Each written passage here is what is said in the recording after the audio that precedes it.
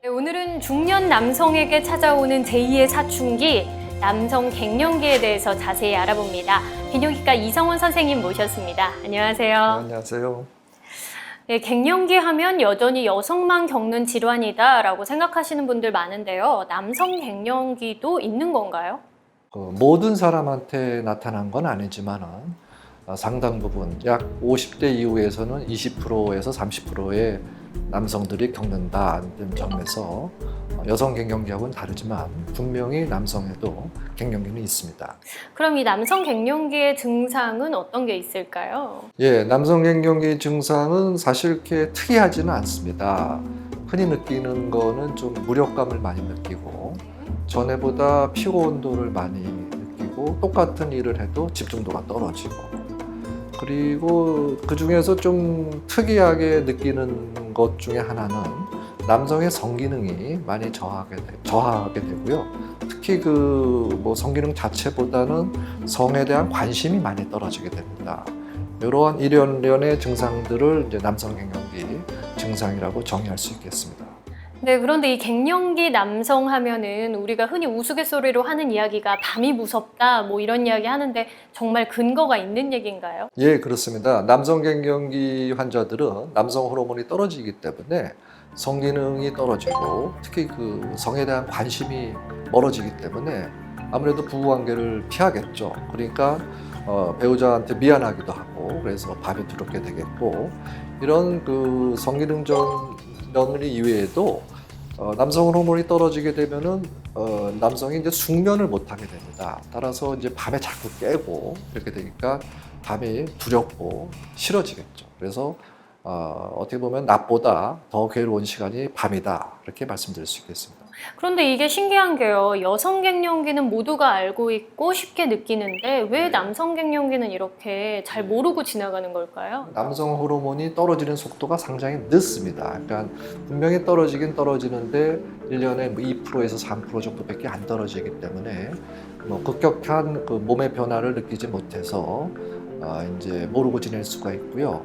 또 하나는 이제 이러한 증상들이 천천히 일어나다 보니까 본인의 그 노화 현상으로 오해하는 경우가 있어요. 그래서 더욱더 이제 병원을 안 찾는 이유가 되겠습니다. 그렇다 보면은 방치하게 되는 경우도 많을 것 같은데 괜찮은가요? 방치해도? 남성 호르몬 문제에서 오는 남성 갱년기를 방치하게 되면은 여러 가지 그 대사성 질환 그리고 이제 근력 약화 그리고 이제 지적 문제, 치매 같은 것도 좀 빨리 오는 것으로 알려져 있습니다. 그래서 이것은 단순한 그 남성 갱년기라는 것은 단순한 성기능에만 영향되는 것이 아니라 중년 이후의 남성 건강에 아주 적신호다 이렇게 이제 이해하시면 되겠습니다. 갱년기 여성만 겪는 것이 아닙니다. 긍정적인 사고와 꾸준한 운동으로 남성 갱년기 이겨내시기 바랍니다. 하루에도 수천 번 자극을 받는 어깨. 성인 60% 이상이 어깨 통증을 경험한다. 그렇다면 그 원인은 뭘까? 연세가 드시다 보면은 근력도 약화가 오고 이제 힘줄도 약화되다 보니까 근육이 끊어지면 팔을 제대로 들 수가 없습니다. 퇴행성 변화로 어깨 근육이 파열되는 회전 근개 파열. 오른쪽 어깨가 좀 쑤시고 좀 이렇게 좀 안 좋아요. 대수롭지 않게 여기고 방치하면 더 큰 재앙을 부르는데 고장난 어깨를 튼튼한 어깨로 되돌리는 법. 지금 바로 시작합니다. 안녕하세요. 101세의 프로포즈 아나운서 전주리입니다. 우리 신체의 기관 가운데서 어깨는 하루에 4~5천 번의 자극을 받는다고 하죠. 그렇기 때문에 더 탈이 나기 쉬울 수밖에 없는데요. 오늘은 이 어깨 질환 가운데서 회전 근개 파열에 대해서 알아봅니다. 오늘 도움 말씀 주실 두 분 선생님 모셨습니다. 먼저 경희대 한의과대학 남동우 교수님 어서 오세요. 예, 안녕하세요. 네, 101세의 프로포즈 주치의시죠. 이수찬 선생님 안녕하세요. 안녕하세요. 네, 회전 근개 파열 참 발음하기도 어렵고 좀 낯선 질병이기도 한데요. 어디에 어떻게 탈이 나는 병인가요? 예, 어깨 근육은 어깨 자체는 이렇게 360도 회전할 수가 있습니다. 그래서 회전하니까 회전근이라는 표현을 하고 개라는 거는 모음이라는 뜻이니까 회전 근개 이렇게 표현을 하고 있습니다. 파열은 찢어졌다는 표현이니까 회전 근개 파열은 어깨 근육이 찢어졌다는 그런 말을 의미하는 겁니다. 네, 주변에 보면요, 대청소를 하다가 어깨에 탈이 났다는 분도 계시고요, 뭐 과하게 운동을 하다가 어깨를 다쳤다라는 분들도 계시거든요. 근데 이렇게 힘줄이 쉽게 파열되거나 손상이 되는 건가요? 어깨 관절은 우리 몸의 관절이 뭐 수없이 많지만 그중에 이렇게 많이 움직일 수 있는 관절, 운동 반경이 가장 큰 관절이 어깨 관절입니다. 이렇게 많이 움직이니까 결국 자극이 많이 오고 손상이 올 가능성이 높아집니다. 나이가 50이 넘어가면 그만큼 많이 쓰게 되니까 노화에 의한 퇴행성 변화가 오고, 젊은 분들은 또 젊은 분들 중에 스포츠 손상, 배드민턴, 테니스, 야구를 하다가 네. 잘못된 자세로 어깨 인대 근육이 끊어지는 경우도 간혹 발생할 수 있습니다. 네. 그럼 한방에서는 회전 근개 파열에 대해서 어떤 관점으로 보고 계세요? 그 한의학에서는 이러한 퇴행성 변화가 이렇게 순환과 가장 관련이 있다고 보고 있습니다. 그래서 우리 몸은 이제 대부분이 수분으로 이루어져 있는데, 그 수분이 이제 순환하게 되는 체액 순환이 있을 거고, 여러분들이 잘 아시는 그 혈액 순환이 있는데, 그 체액 순환이 안 되면은 물이 고이게 되다 보니까 이렇게 가래같이 끈적끈적한 물질이 생기게 됩니다. 이 끈적끈적한 물질이 만성적으로 반복적으로 염증을 일으키다 보니까 조직 손상이 와서 이러한 병변이 생길 수 있고요. 또 혈액 순환이 잘 안 되다 보면은 영양분이 충분히 공급되지 않기 때문에 근력 약화도 오고 이제 힘줄도 약화가 돼서 그 퇴행성 변화가 오기도 하고, 또한 이제 혈액순환이 잘 안 되다 보면 혈전이라고 하죠. 그 어혈이 생기게 되는데, 이런 어혈들이 뭉쳐서 염증을 일으키고 통증을 일으킨다고 보고 있습니다. 네. 따라서 한의학적으로는 이 담음과 어혈을 치료하는 것이 가장 주 목적이 되겠습니다. 그러니까 혈액순환이 잘 안 돼서 오는 질병으로 보고 계신다는 예, 말씀이시죠? 네, 먼저 회전 근개 파열과 또 오십견의 차이에 대해서도 좀 알아봐야 될 것 같아요. 일단 어깨가 아프다고 그러면 오십견부터 좀 떠올리게 되거든요. 맞습니다. 회전근개 파열하고 오십견하고 구별을 참 못하시는데, 제가 모형을 가지고 설명을 드리겠습니다. 아마 이렇게 되면 이해가 좀 쉬우실 것 같은데, 네. 어깨 근육은 가장 중요한 근육이 지금 위쪽에 위치하고 있는 이 극상근이라는 이 근육이 중요하고, 그 다음에 앞쪽의 근육, 제가 돌려보겠습니다. 뒤쪽에 2개의 근육이 위치하게 돼서 4개의 근육으로 구성되어 있는데, 네. 그중에 조금 전에 말씀드렸듯이 어깨 극상근이 가장 중요한데, 이 근육을 제가 이렇게 당겨 보겠습니다. 어깨를 이렇게 올리고 있는 그렇죠. 거군요. 이렇게 당겨서 올릴 수가 있는데, 만약 극상근 이 근육이 끊어지면 툭 떨어지죠. 네. 그래서 이거는 지금 극단적으로 제가 설명하기 쉽게 이렇게 됐지만, 이 근육이 끊어지면 팔을 제대로 들 수가 없습니다. 팔을 60도에서 120도까지 이때가 들기가 힘들고, 처음에는 들 수 있고 마지막에도 들 수가 있습니다. 이 근육이 끊어지면 제대로 들 수가 없는 거죠. 아예 들리지가 않는군요. 예, 드는데 처음에는 조금 들고 그 위에는 그 이상은 들기가 힘들다. 이게 회전근개 파열의 대표적인 증상이 되고, 네. 우리가 오십견은 이 관절 주위 근육이 문제가 되는 것보다는 관절막이 두꺼워져서 관절 자체가 이렇게 움직이지를 못하게 됩니다.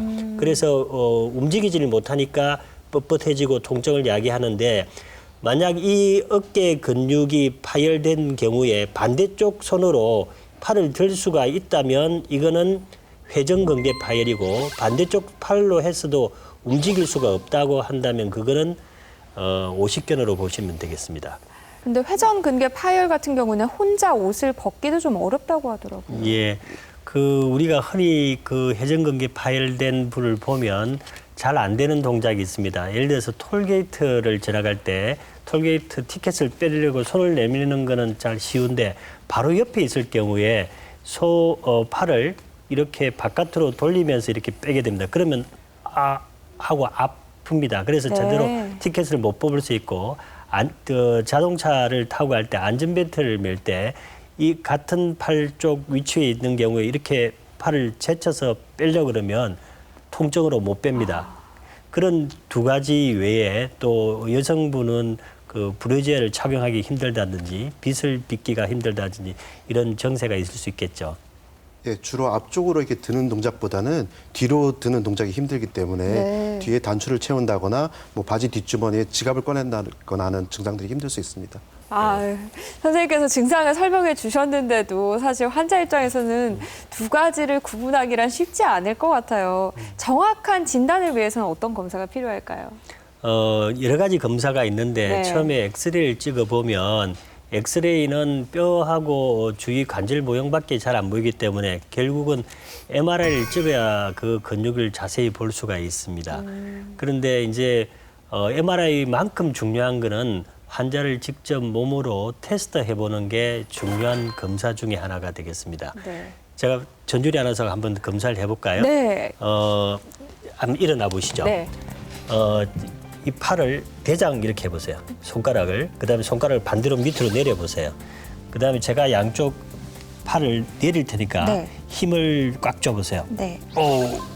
우리 전준희 아나운서는 이 어깨 근육이 튼튼합니다. 튼튼합니까? 반대로 제가 해볼게요. 사실은 네. 제가 어깨 팔 회전근개 부분 파열로 아. 치료를 받고 이렇게 했기 때문에 지금 많이 회복됐지만 아직도 조금은 부족한 부분이 있습니다. 저를 한번 테스트 해보십시오. 네. 손가락을 반대로 내리겠습니다. 네. 이렇게 어깨를 내려보십시오.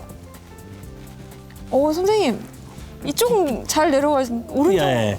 왼쪽에 아. 어깨 부분 파열이나 또는 파열이 있는 환자는 어깨가 힘을 줬을 때 팔의 저항을 못 이기고 이렇게 내려오게 됩니다. 아, 그럼 왼쪽 팔이 지금. 예, 왼쪽 팔이 지금 어깨 회전근개 부분 파열로 지금 많이 그래도 회복됐지만 이렇게 진단을 할 수 있고 댁에서도 이렇게 시청하시면서 옆에 분하고 한번 테스트 해보시면 좋겠습니다.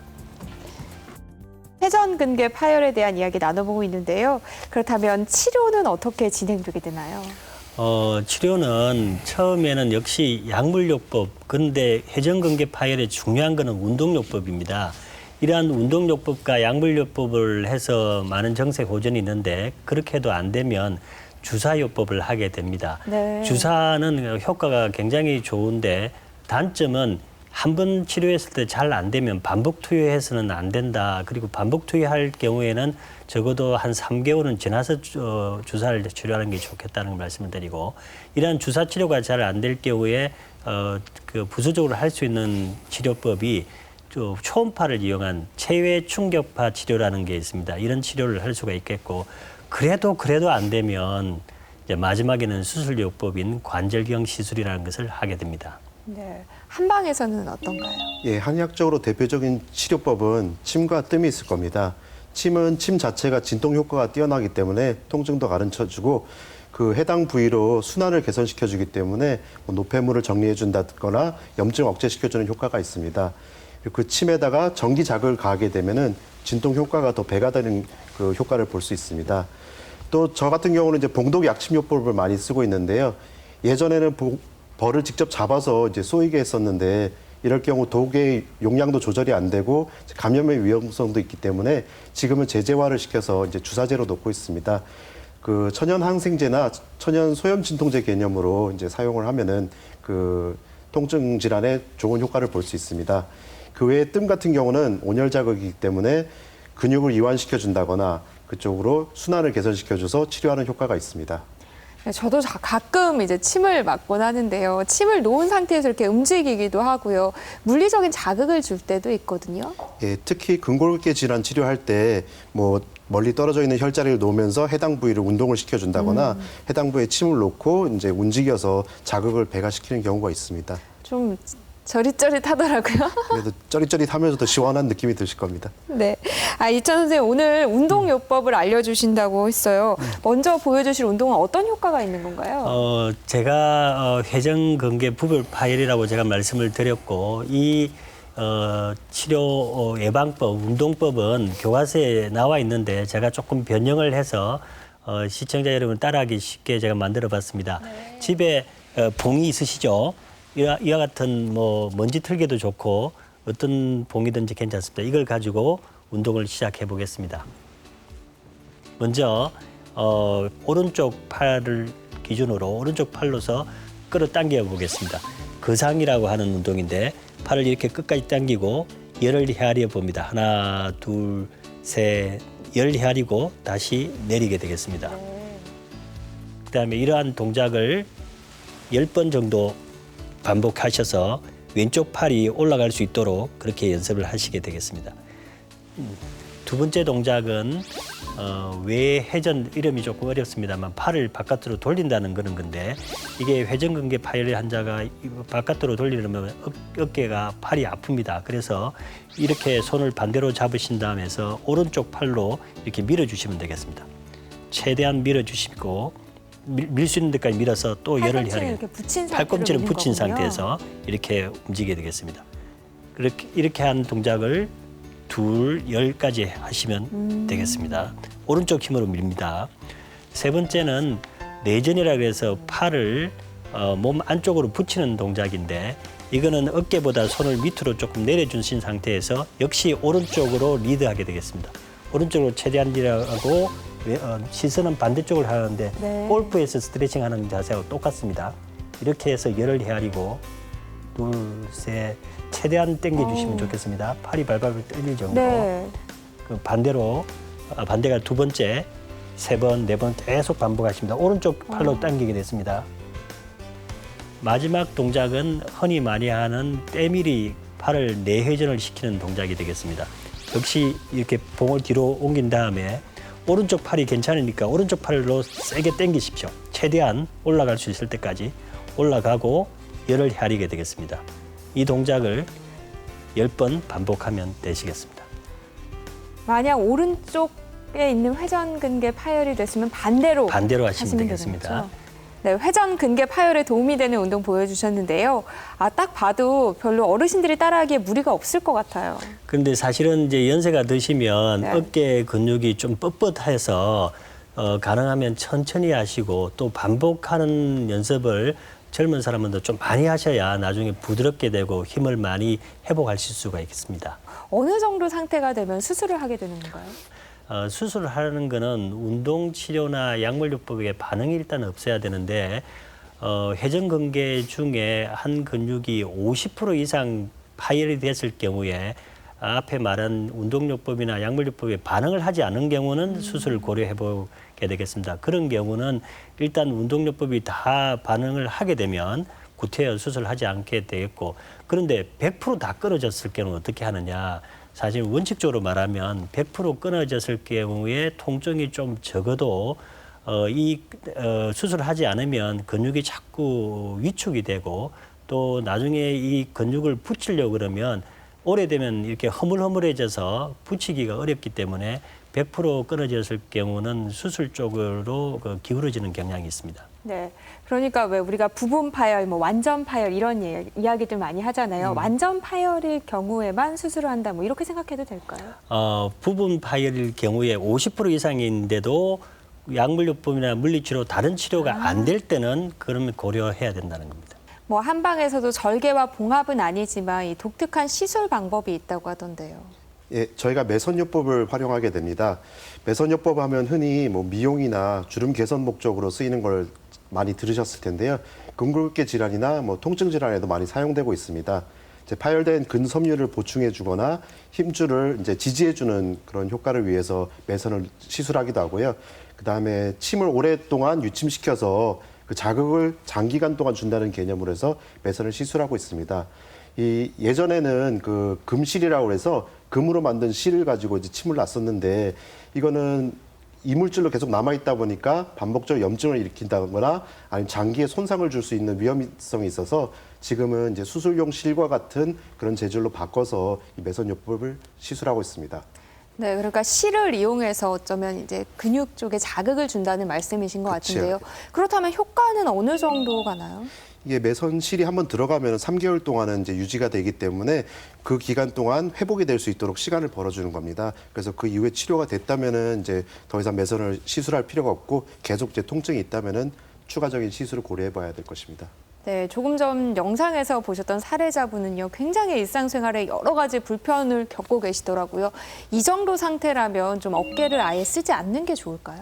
뭐 무게가 간다거나 좀 압력이 가해지는 그런 운동은 피하는 게 좋으시고요. 근데 가볍게 뭐 돌려준다거나 스트레칭 해주는 운동은 지속적으로 해주셔야 회복이 더 빠른 걸로 보고되고 있습니다. 네. 그렇긴 한데 사실 주부들은요, 일상생활에서 해야 하는 가사 일들이 있잖아요. 또 그런 일들이 어깨를 안 쓸 수도 없는 노릇이고요. 그렇죠. 저희 어머니나 저희 와이프도 그렇습니다. 이게 남자들은 이해가 잘 안 되는데 아이고 하면 삭신이 쑤신다 하면서도 그 걸레로 바닥을 그냥 깨끗이 닦아야 속이 차더라고요. 네, 그렇긴 하죠. 네. 이수찬 선생님 보시기에 그러면 일상생활에서 절대 하면 안 되는 동작 어떤 게 있을까요?